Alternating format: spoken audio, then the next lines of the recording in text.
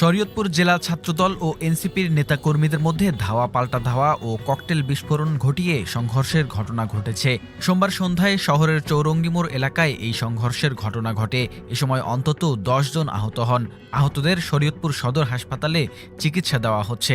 ওয়ালটন এখন দেশের সীমানা পেরিয়ে পৌঁছে গিয়েছে ৫০টিরও বেশি দেশে। ওয়ালটন, ঘরে ঘরে, বিশ্বজুড়ে। পুলিশ ও স্থানীয় সূত্রে জানা যায়, সোমবার সন্ধ্যায় শহরের চৌরঙ্গী মোড় এলাকায় মোটরসাইকেল নিয়ে যাচ্ছিলেন জেলা ছাত্রদলের কর্মী হাওলাদার মোহাম্মদ আকাশ। এ সময় হামিদুর হত্যার বিচারের দাবিতে একটি বিক্ষোভ মিছিল নিয়ে যাচ্ছিলেন জেলা এনসিপির নেতাকর্মীরা। এ সময় মোটরসাইকেলকে সাইড দেওয়া নিয়ে বিক্ষোভ মিছিলকারীদের সঙ্গে আকাশের বাকবিতণ্ডা সৃষ্টি হয়।